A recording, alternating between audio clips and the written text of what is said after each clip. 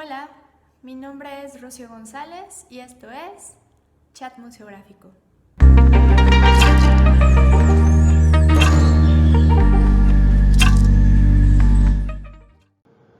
El día de hoy tenemos el placer de charlar con José Luis Vergara, museógrafo, gestor cultural, funcionario de patrimonio cultural, el cual desarrolla su actividad profesional en la ciudad de Barcelona.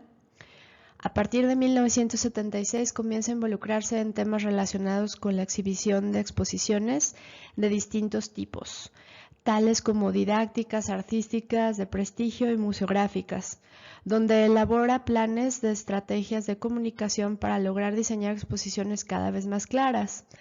También se involucra a nivel administrativo en instituciones, fundaciones y empresas, tales como el Museo Marítimo de Barcelona, la Fundación Antoni Tàpies, el Museo Arqueológico de Tarragona, la Generalitat de Cataluña y el Ministerio de Cultura Española.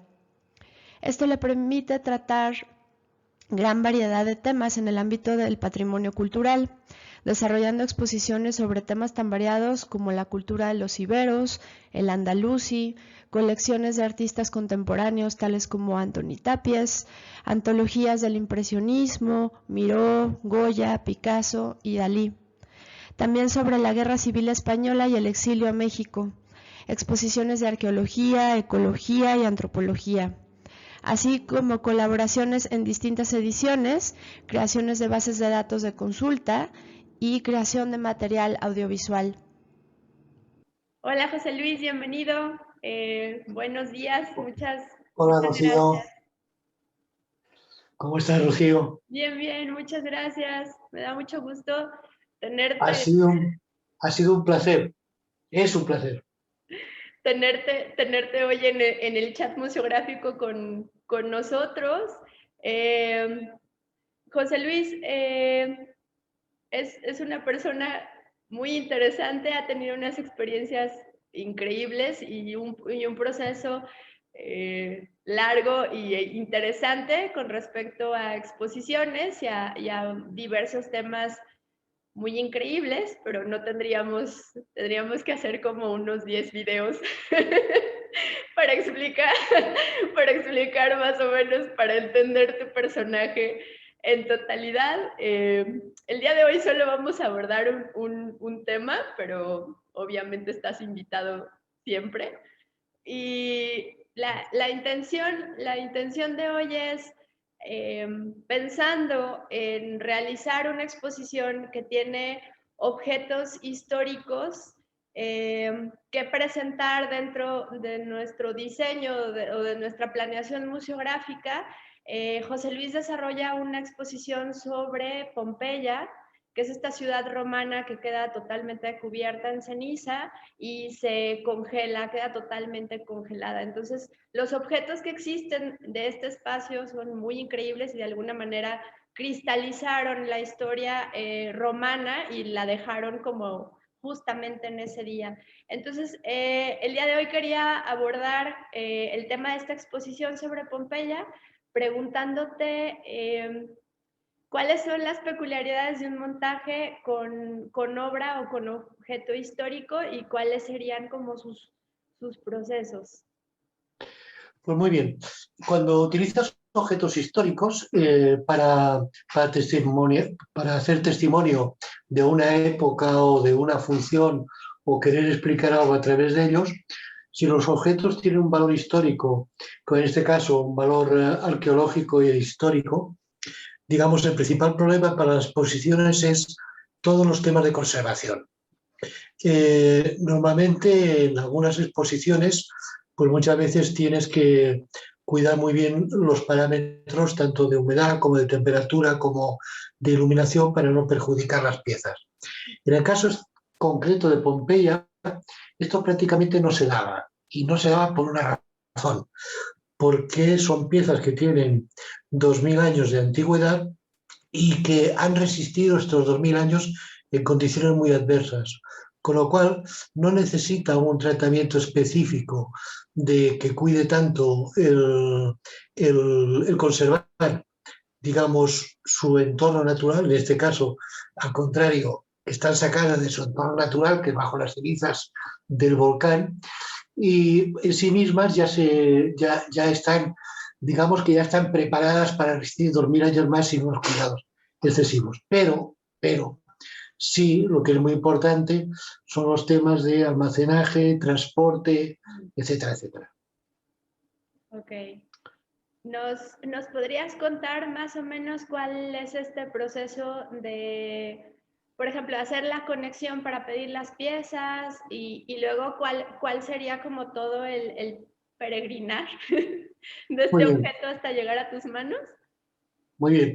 Es un caso curioso. La superintendencia de Pompeya, que dirige tanto el espacio arqueológico de Pompeya como uno cercano, que es el Culano, ambos en las cercanías de Nápoles, justo debajo de la falda del volcán, eh, esta gente permitió por primera vez que piezas de Pompeya formasen parte de una exposición que se inauguraba y se preparaba fuera de Italia. La situación fue una situación curiosa.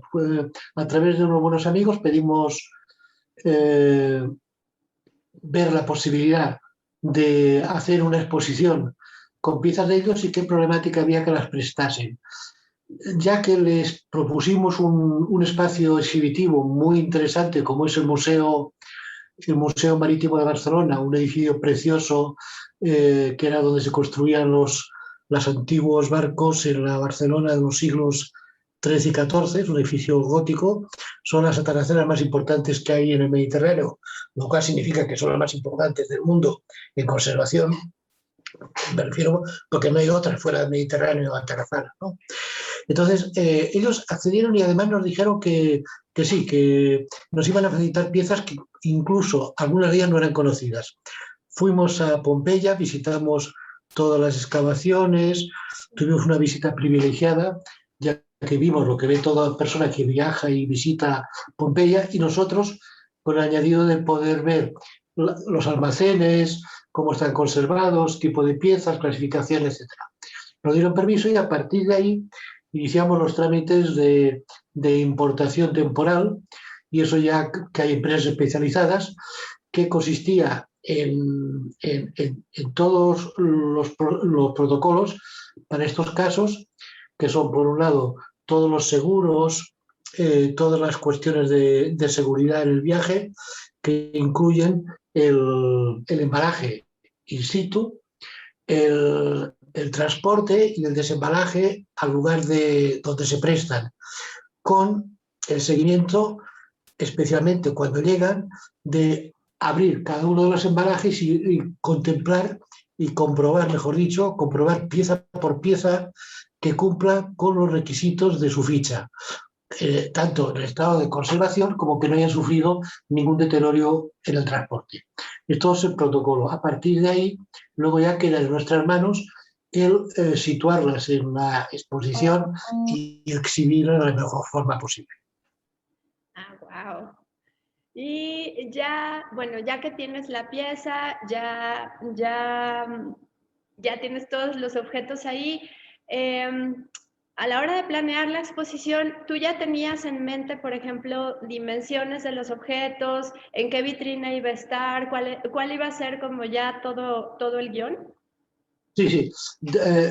Objeto por objeto teníamos la ficha nosotros por adelantado y teníamos las fotografías. Ujú. Con lo cual, digamos, cuando las piezas llegan, nosotros ya estamos construyendo toda la infraestructura exhibitiva, o sea, todo lo que son las vitrinas, y las vitrinas obedecen, digamos, a una distribución por ámbitos.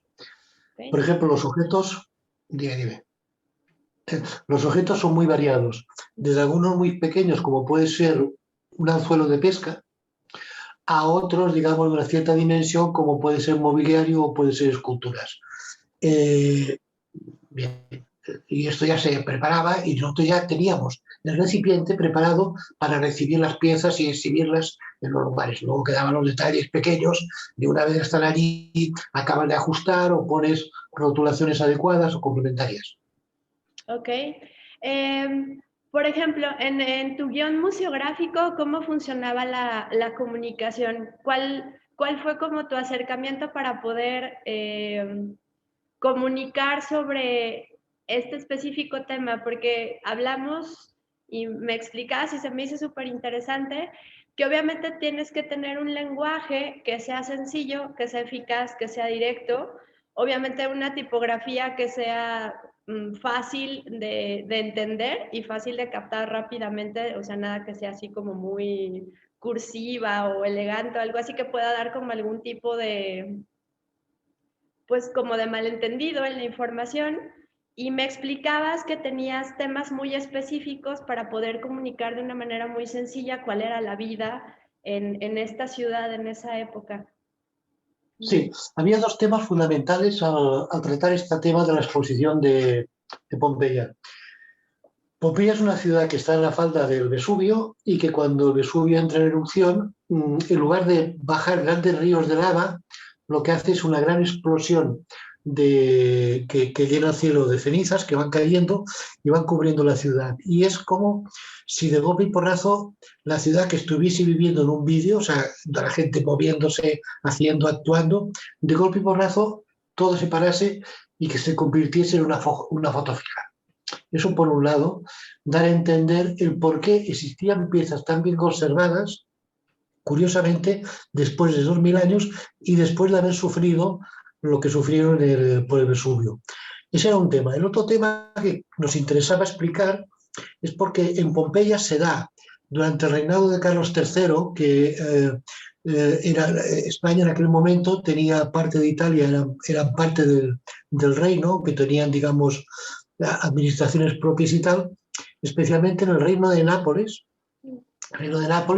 que abarcaba pues toda esta zona un poco bastante amplia del centro sur de Italia.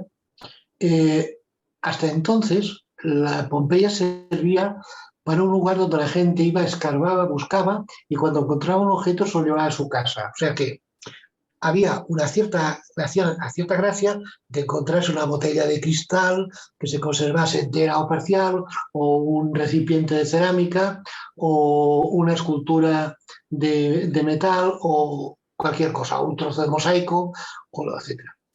Es el reinado de Carlos III cuando aparece por primera vez, digamos, la sistematización de la arqueología como ciencia para estudiar algo que en base a lo que encuentras depositado sirve para entender de alguna manera cuándo ocurrió, cómo era la vida en aquel momento o determinadas cosas, ¿no? Dicho de una forma muy tonta y sencilla como lo estoy explicando. Pero era importante remarcar que esto es el inicio real del sentimiento moderno de la arqueología. El no solamente ir a buscar piezas para acumular riquezas o lo que sea, sino que sirvan como guía para entender que esas piezas que pertenecían a unas personas, para qué las utilizaban, qué significaban en su vida y así también un poco entender cómo, en este caso, 1800 años antes, se vivía en Pompeya y esta parte de Italia, de la actual Italia. Eran los dos temas. Bien, ¿cómo esto lo explicábamos? En principio, cuando haces una exposición, ahora diré una cosa un poco bruta, pero nadie tiene ninguna obligación de saber absolutamente nada de lo que tú le enseñas. Hay que partir de eso. Con lo cual, la primera cuestión sería que tú vas a explicar algo a alguien que le puede interesar lo que tú explicas, que tienes que captar su atención y sobre todo no dar por conocido nada de lo que tú enseñas. Podrá entrar una persona a visitar la exposición de Pompeya y sea un arqueólogo reputado y que además haya trabajado en Pompeya. A ese obviamente tú no le vas a enseñar, al contrario aprenderías. Pero el público en general, la gran cantidad de gente que visita una exposición de este tipo, normalmente o no ha estado o conoce muy poco lo que es arqueología o tiene una idea, digamos, parcial. Entonces, explicarlo de esto de una forma muy sencilla. ¿Cómo lo hacíamos? Buscábamos un lenguaje que fuera un poco redundante. Por un lado tenías las explicaciones textuales que tienen que ser breves, tenías la ordenación de objetos que tenía que ser por materias, podía estar pesca, podía estar artes, digamos, lo que podía ser bisutería o lo que podía ser, digamos, adornos. Obviamente no había tejidos ni nada de todo eso porque eso había desaparecido. Pero sí había escultura, con lo cual, digamos, también te daba la pista y te da la pista en Pompeya, según la riqueza de una casa, quien vivía, digamos, en mejores condiciones económicas que otros. En Pompeya se ve claramente, en casas algunas que son muy importantes, muy impresionantes, y otras más sencillas. Entonces, esto más o menos los objetos y todo esto lo vas codificando y vas explicando. Lo de la arqueología, el inicio de la arqueología sistemática también, y luego, fundamentalmente, también explicar, digamos, por qué estas piezas llegan a nosotros de esta forma. Y para esto utilizamos no tanto estas piezas, digamos, hechas por el hombre, sino algo que era mucho más impresionante, como eran, por ejemplo, el poder ver cómo en el momento justo de la explosión del volcán, gente que estaba haciendo algo se para su vida, se para y consigues enseñar algo que te acerca de una forma muy impactante a lo que pasaba. Para ello, por ejemplo, trajimos varios calcos que lo explico. Si me alargo, tú dime, calcos que explico cómo se forman. Por ejemplo, había un calco de una mujer embarazada con una gravidez adelantada de posiblemente unos 6, 7, 8 meses. Había un perro que estaba atado a una pilastra o eso. Había un cerdo que estaba de medio lado y había un hombre que estaba sentado como apoyado en una pared. Todas estas piezas, estos calcos son blancos, son de yeso o de escayola. ¿Cómo se hace? Imaginemos por un momento que nosotros estamos hablando ahora y ocurre la explosión del volcán y las cenizas comienzan. Tú y yo automáticamente estuviéramos haciendo lo que estuviéramos haciendo, moriremos inmediatamente por el inmenso calor que esto desprende. Pero al mismo tiempo de que se crea esta muerte, van bajando todas estas cenizas y nos van cubriendo cada vez con menor calor. Ya hemos muerto, ya nos llega algo que nos ha quitado la vida, y luego, además, el calor reinante y las primeras capas que se colocan encima de nosotros prácticamente destruyen todo lo que es corpóreo, nuestro cuerpo. Entonces, ocurrió que la gente se encontraba en las excavaciones de Pompeya, que a veces buscando cosas notaba como un sonido hueco, picaba y se rompía, pero se daban cuenta que interiormente había la forma o de animales o de personas. Entonces se dieron cuenta de que esto era gente que había sido cubierta por las cenizas, había desaparecido todo el rastro de su cuerpo, se había evaporado, para decirlo así rápidamente. Entonces, a partir de entonces lo que hacían es que cuando encontraban un hueco, hacían un agujerito y por allí insuflaban yeso muy líquido hasta que ya no cabía más, ¿no? Hasta que se llenaba. Lo dejaban reposar un tiempo, aquello se endurecía, el yeso, la escayola, exactamente lo mismo como cuando nos rompemos un brazo y nos ponen esas vendas que quedan luego fijas a cabo de unas horas, ¿no? Y entonces, hecho esto, luego excavaban y, claro, rompían, digamos, todo lo que cubría, y lo que quedaba dentro era exactamente el contramolde con la figura humana, de animal o de otro que había desaparecido, pero que había dejado su huella. Esto ayudaba a entender cómo, lo que decíamos antes, de que se transforma un vídeo en una vida, que puede ser un vídeo en continuo, cómo se transforma en una foto fija de lo que ocurría. Por ejemplo, en Pompeya hay bares, lugares donde la gente pues iba a tomar vino o lo que sea, y había unas oquedades donde se encontraron monedas y otras oquedades donde se encontraron restos de frutos secos. O sea, donde la gente, igual que ahora, puedes tomarte un refresco y te ponen unas aceitunas o unos cacahuetes o un fruto seco, exactamente igual, ¿no? Y esto va dando. Entonces, parte de tu comunicación también era, de alguna manera, hacer ese conecte humano con esa sensación de conectar con ellos, ¿no? De ver, pues, que que quedaron congelados en esa situación como muy específica y que su vida quedó como cristalizada y que al final esos moldes de yeso, pues como dices tú, puede pasarnos ahora a nosotros y quedar sentados enfrente de la computadora y nos podrían encontrar dentro de unos miles de años, ¿no? Y ver todas las Bueno, sí, chucherías. tú y tu familia y mi mujer nos conocimos en un lugar donde ocurrió exactamente igual, que fue la Capadocia. Ah, En la wow. Capadocia que estuvimos juntos, también aquello que se visita ahora son cubiertos de eso, no había pueblos, no había ciudades, y luego el agua y las lluvias van construyendo aquellas figuras que vemos. El proceso es exactamente igual. La Capadocia, que tú conoces muy bien, en Turquía, digamos, y cómo se conserva Pompeya o Herculano, el proceso es exactamente igual. En Pompeya es el hombre que va escarbando y limpia, en la Capadocia el agua, los años, etcétera, etcétera. Y antes me he olvidado de una cosa. Cuando hablaba de lenguaje redundante, para explicar un poco, me refería que si por un lado estaban los textos, estaban las fotografías y estaban los objetos, también nosotros añadimos algunas producciones bibliográficas. Okay. Había algunas muy interesantes que eran sobre planimetría en 3D, sobre Pompeya, que las utilizamos en ordenadores de consulta como base de datos. Y luego también había algunas películas que nos prestaron, las pedimos prestadas y que se pasaban en continuo, con lo cual tú visitabas la exposición, luego te ibas a un rinconcito, una sala que había, y allí pues podías ver alguna de estas películas. Que te daban como un contexto más completo del tema que estás presentando. Claro, porque por ejemplo, en los estudios que se han hecho sobre Pompeya, claro, cada vez se ha ido conociendo más qué ocurrió, por dónde empezó, etcétera, ¿no? Y entonces, y además, digamos, cómo la gente huyó. O sea, la gente que se salvó huyó por el mar.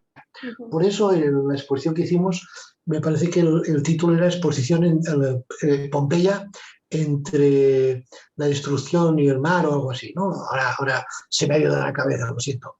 La tienes por ahí. Y entonces la película, que claro, digamos, intenta simular un poco cómo era la vida, qué ocurrió y tal. Cuando ves Pompeya, te encuentras, por ejemplo, que algunas casas se conservan perfectamente los mosaicos, las paredes pintadas, etcétera, por ese proceso, ¿no? Y así.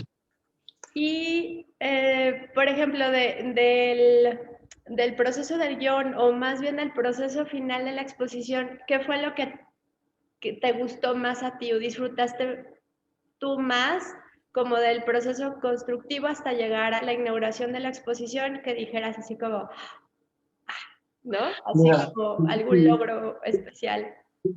tú también tienes ya experiencia y supongo que coincidiremos. Normalmente cuando te planteas una exposición, normalmente tienes que hacer un esfuerzo de comprensión inicial. Esto viene dado por la documentación. Eh, Como son muchos años haciendo exposiciones, yo siempre hago la broma de que tengo una costra muy suave, pero que está muy llena de datos. Y que soy, digamos, conocedor de multitud de temas en los cuales no he profundizado en ninguno. O sea, todo es, digamos, una cierta, explicado así un poco humorísticamente. Es cierto, por ejemplo, los temas, claro, no siempre lo que trabajas te interesa mucho personalmente, pero, por ejemplo, un caso como Pompeya es imposible no interesarse porque es muy apasionante, ¿no? Entonces, claro, al mismo tiempo, cuando vas a hacer el proyecto, tú mismo tienes como persona que más o menos llegar a entender de qué estás hablando o qué vas a explicar. Con lo cual, el primero que te haga hacer las cuestiones para ti mismo, documentándote, viendo fotografías, etcétera, etcétera. Estos son procesos muy apasionantes y la gente que trabaja como tú en temas de exhibición o como he trabajado yo y sigo trabajando un poco lo que puedo, eh, pues vemos cosas muy diferentes y muy curiosas. Y sobre todo, cuando preparas un proyecto, hay lo diré, digamos, es como cuando levantas una alfombra, Mm. que normalmente encuentras polvo, pero a veces puedes encontrar una nota del supermercado o algo que el niño ha escondido o lo que sea, ¿no? Me creo que siempre hay un factor sorpresa que vas descubriendo facetas que luego te sirven para el trabajo, ¿no? Claro. Y luego esta expertise que vas ganando con todos estos procesos, cuando te enfrentas como a situaciones similares, ya sabes Sí, cómo sí, sí. salir adelante, ¿no? En ese tema de, ay, ya me acordé, saqué esto, lo hice de esta forma, tuve este proceso y entonces salvas, ¿no? Salvas Sí, lo que venga. hay una parte de repetización, por ejemplo, de los trabajos, que quiere decir, Mm, una vez que está planteado, no, es imposible plantearlo al 100%, ¿no? Hay un momento determinado que surgen dudas porque el propio proceso de instalación de una exposición o lo que sea, mm, pues muchas veces soluciones que tú has pensado, o no, no tú, porque las exposiciones obviamente son, digamos, trabajos de equipo.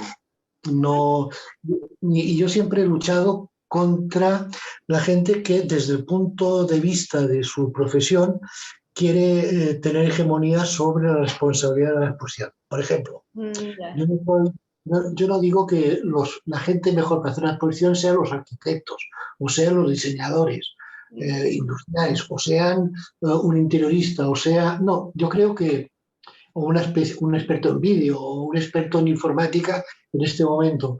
Creo que realmente la suma de todos ellos más algo muy importante y que hay que valorar, que es la confluencia de todas aquellas personas de oficio, tanto sea un Claro. carpintero como un industrial de estructuras metálicas, como quien sea, ayudan.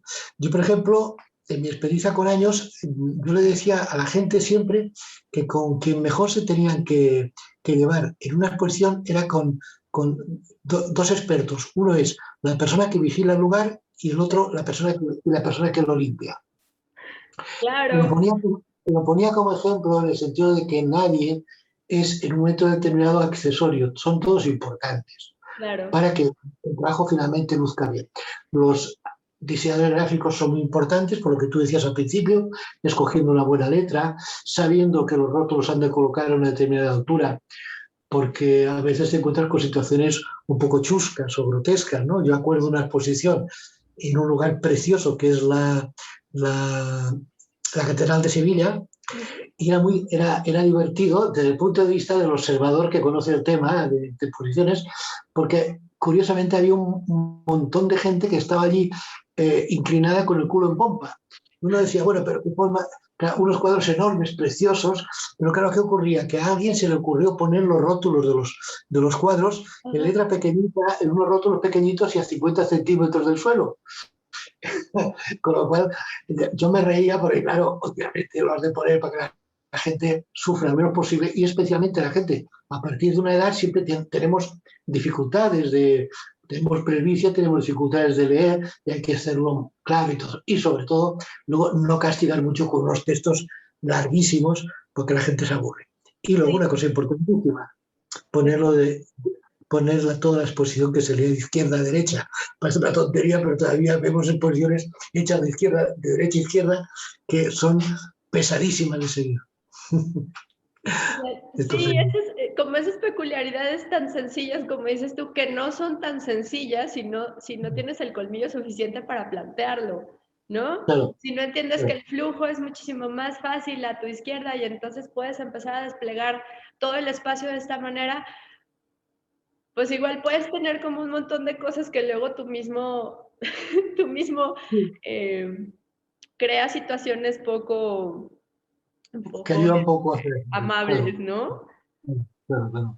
Sí, sí, no, no es importante. O sea, este trabajo nuestro es un trabajo, digamos, de múltiples sensibilidades. No, no tanto las propias, porque normalmente aprendes equivocándote, es como mejor se aprende, ¿no? Pero sí de múltiples sensibilidades, de cosas que en un momento determinado tú ves o haces, luego ves cómo han hecho otros y vas viendo, por ejemplo, tanto los defectos de trabajo como las virtudes, ¿no? Ujú. Y se supone si es un poco espabilado que escoges malas virtudes. Claro. Bueno, pues quisiera agradecerte muchísimo que hayas estado con nosotros el día de hoy y nos hayas mostrado esta pequeña ventana. Eh, Espero muy pronto volverte a tener aquí para hablar de Por otros mí, por, temas. Encantado, encantado. Es para mí un... Bueno, primero quería sí, antes de dejarlo, felicitarte por la idea. Muy importante lo que estás haciendo en el sentido de recoger e interrelacionar visiones diferentes de un trabajo que tiene muchas facetas, pero al mismo tiempo tiene muchos actores, ¿no? Y eso, hacerlo y recogerlo y tenerlo y poderlo comparar es muy interesante. Te felicito por ello Gracias. desde el otro lado del charco, como decimos, ¿no? Muchas gracias, José Luis. Que tengas muy lindo Bueno, día. Nos vemos pronto. muchas gracias a ti. Les agradecemos haber estado con nosotros. Los esperamos en el siguiente chat museográfico.